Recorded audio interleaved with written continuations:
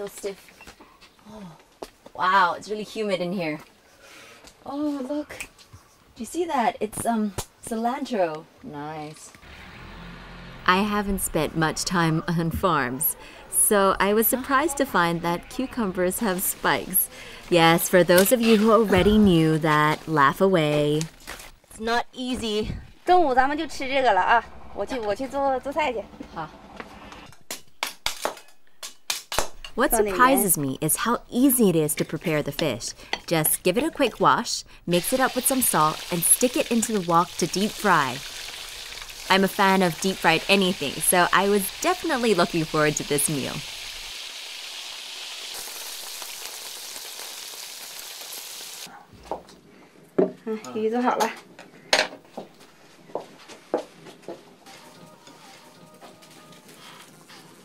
Did you see the size of this fish? This is the size of the fish that come out of the river. So they're all about this small. It's good. Let me see. You can eat the whole thing. It's a local delicacy here, and all the locals eat it. And they say that when the visitors come, they really like this dish. So if you come, you gotta try this.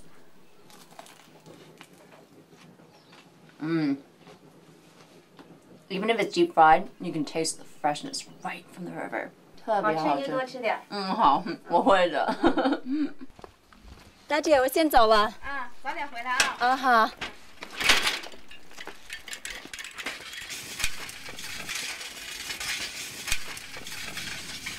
Prior to my trip, I'd read about Yinjing, who, after graduating with a degree in finance, decided to return home to Beiji Village and become an ordinary postal worker. That was 17 years ago, and in 2008, she was chosen to carry the Olympic torch through Harbin, capital of Heilongjiang province. So I head to the post office in the hope of meeting her.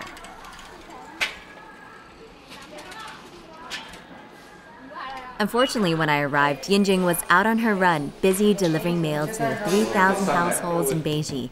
This despite the fact that she's been promoted to town postmaster. I decided to hang around and check out the most northerly post office in China.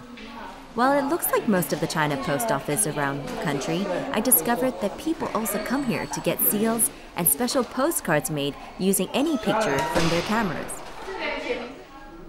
It can get pretty busy around here, so if you're not one for waiting, get up early. The post office opens at 8:30 a.m. Cool. Well, that's pretty good, actually. It's not every day that you come to the North Pole Village, so, it's nice to take something home, and at the post office, well, see, you can make a little postcard and send it to whoever you want. Dear Mom. While I didn't get to meet Yinjing, I'm pretty sure that at some point she'll be sorting out my postcard along with the many others sent by tourists back to family and friends, all signed off with variations on, "With love from North Pole Village."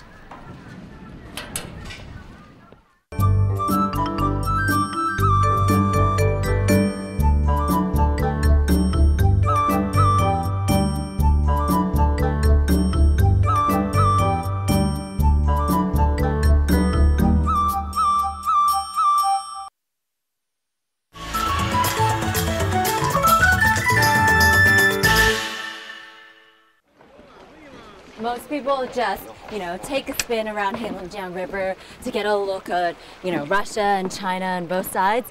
But if you have the time, you should go right up to the head. 你好，你好，你好，谢谢。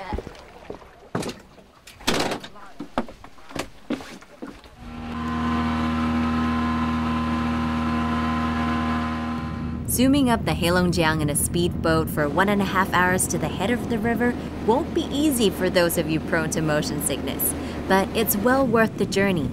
Along the way, you'll see the Russian shore and get a glimpse of what appears to be some unguarded border posts. I can only assume that relations must be good with their neighbors in Beiji Village. I'm particularly lucky because my guide also happens to be the mayor of the village.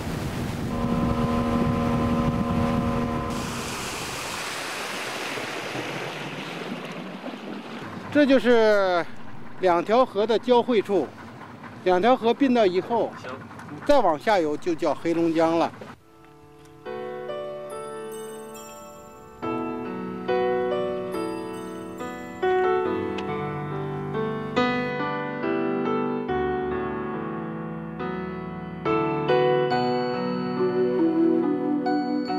I find it hard to believe that I'm sitting in a boat at the point where the 9th longest river in the world begins.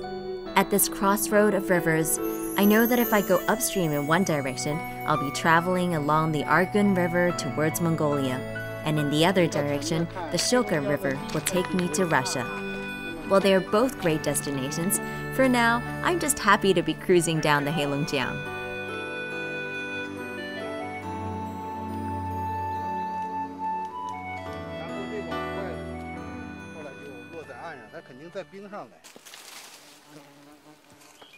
这133是黑龙江源头的第一块，那么这面呢代表着中国，就是我们设的碑。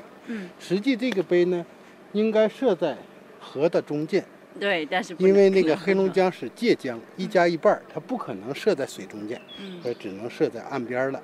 那么这样陆续往下排，一直排到北极村呢，在最北一哨那儿是1139，第139块。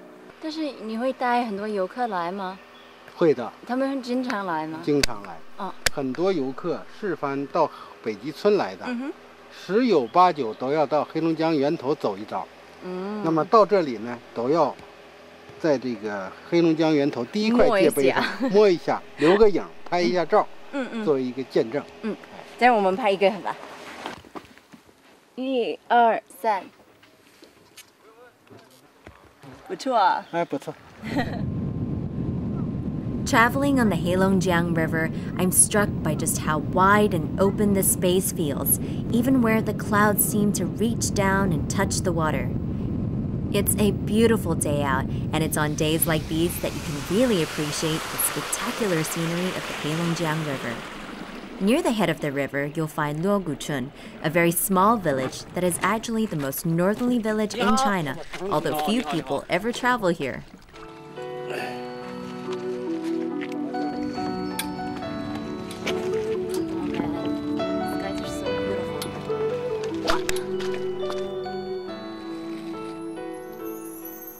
看到里边那个大一点的房子，白盖的，那是营房。OK。它这有没有村庄？有，在里边一点我们看不到。哎，这附近这山沟里边一点有一个小村庄。但是他们不会有关系的，是吗？做朋友还是这样的？民间没有什么关系，但是在这儿常住的居民和他那儿住的居民，经常到江边。那么由于年头多了，有的时候10万斤一看，哦，他又来了，就是这么个认识。In Beiji village, and especially in the tiny village of Luoguchun, you'll find that many of the elders look more European than Chinese. It's a result of mixed ancestry dating back to the gold rush of the 1860s. In this little village of 48 homes, everyone knows everyone else, and the mayor takes me to the home of one of his classmates, Mr. Huang, a Luoguchun villager with a Sino-Russian background. 这是我同学家。我的是人是吗？有那血缘。挺像的啊。我奶奶是。您奶奶。我姥姥。是。你在这生的是吗？对。这土生土长的。你们养的。烧炉子。这可爱。会吃食儿。把这是引着以后，这就是着了完了通过它，完了取暖。它是供暖吗？对，供暖。是吗？一屋里都暖。对，就跟咱们的暖气一样，它是属于空心墙。As I bid farewell to Mr. Huang, I wonder if he'll remember me the next time I come. It's a pity so few people make the trip up to Luoguchun. It may be a small village, but the people here have big hearts.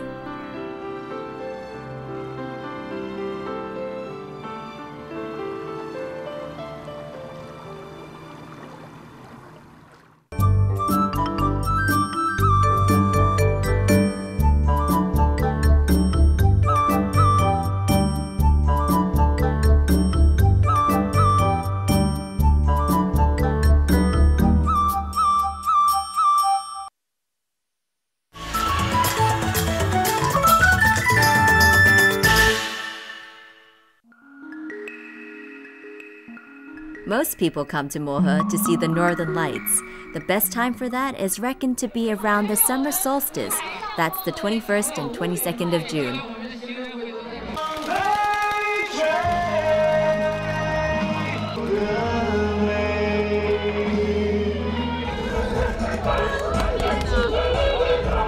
This is so exciting. I'm at the Northern Lights Festival, and it's an annual festival where everyone from all across China comes here just to watch this performance and to join in all the activities.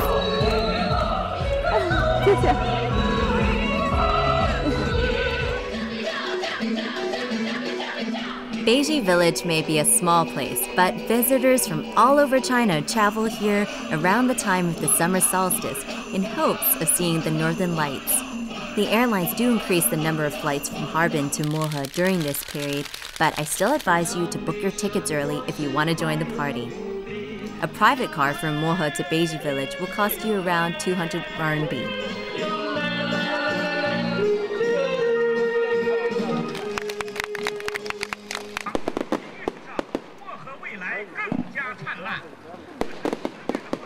Okay, so we're gonna go in this direction to, I don't know where, I'm just following everybody towards the fireworks. Woo! Huge! For me, fireworks tend to signify a beginning, be it New Year or the start of the Northern Lights Festival. It's still early, and judging by the array of fireworks being set off on the banks of the Heilongjiang, I get the feeling this party is only just starting.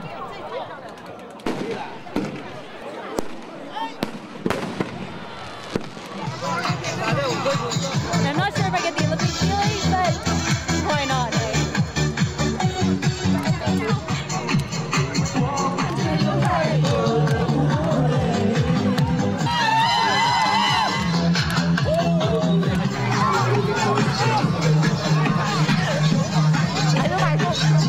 I'm so tired for doing this.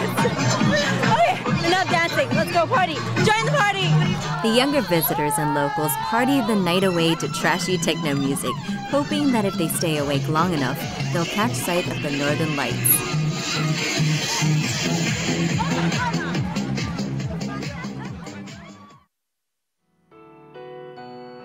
After just 2 hours of night, dawn breaks, and once again, no sign of the northern lights. Perhaps the partygoers, all tucked up soundly in their beds right now, will be luckier tomorrow. You know, when most people come to Mohe, they just want to be at the most northern tip of China. But there's a whole lot more to experience here, you know, from forestry to grasslands to just life by the river. It's a really surreal and true experience because it's here that you're closest to nature. I hope you enjoyed your journey with me to Mohe. Thanks for watching Travelogue. I'm Michelle Lean. I'll see you next time. But in the meantime, keep those bags packed.